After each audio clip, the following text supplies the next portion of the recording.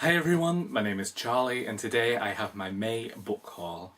I didn't plan on purchasing any books throughout the entirety of May.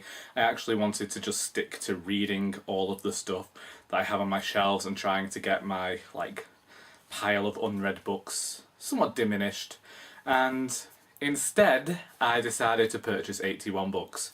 79 of them are the Penguin Little Black Classics. I'm not going to be showing you 79 books. Yes, I think everybody knows what these are. They are a set of short classical works that Penguin have published. Well, they're supposed to be 80.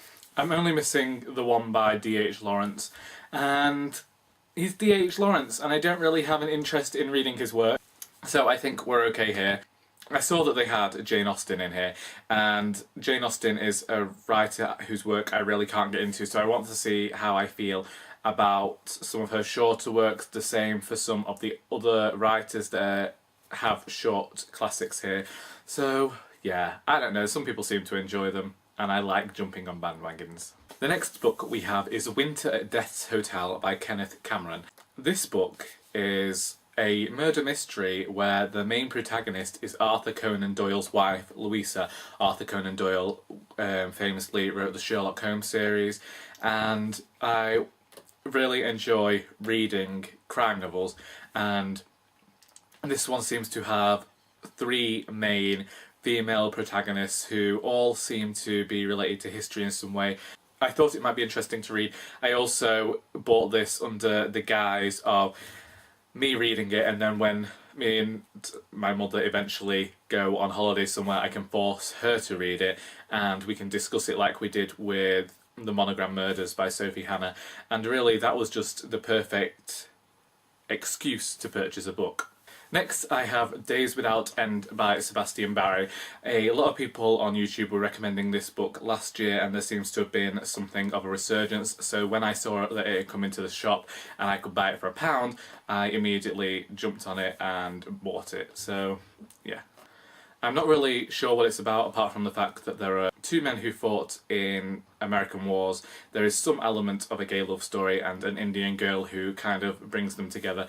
At least that's what I seem to get from the blurb and from what other people have told me about this book, so we will see. And finally, this is a book that I've been looking forward to for a while, and that is Kintu by Jennifer Nansubuga Makumbi. I'm constantly looking and trying to find writers of African literature that are overlooked a lot of the time. I usually always do a search of African literature because that is a part of the world that I don't actually read a lot about, and I've read the African literature that I have read I have really enjoyed. And this book was first published in 2014, and I didn't know that until just after I'd pre-ordered this edition. And it says on the, I can't remember which website I was on. I think that I was on LitHub's website, and they were mentioning African novels, or it was some website had mentioned this book anyway, and it talks about the cursed bloodline of the Kintu clan, and then follows the descendants of this Kintu clan from 1750, and I don't know when the story ends, but the storyline seemed somewhat reminiscent of Homegoing by Yarjassi. This apparently tells you more about the history of Uganda, and I also found out that the author lives in Manchester, which is only half an hour away from my house, and there was some mention of her and my university, so I really wanted to own this book and just be completely enveloped by the characters, and it is a book that I really am looking forward to, one that I have been anticipating for a while, and which is why I'm kind of in some sort of reading slump, because I'm reading books but I really want to be reading this one. So I think once I've finished with all the books that I'm currently reading, then I will be starting this one straight away, because all the other books on my shelves have really been pushed back for this one.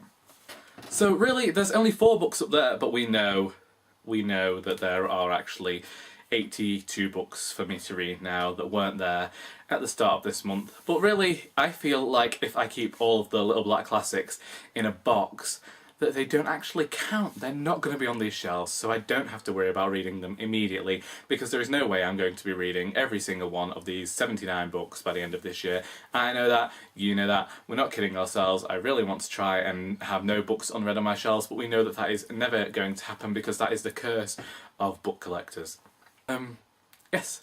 What are some books that you have purchased this month? Are there any of these books that might interest you? Or have you read them? If so, tell me your thoughts in the comments, because, you know, we're all friends here. Anyway, I hope you enjoyed this video, and until next time, that is all.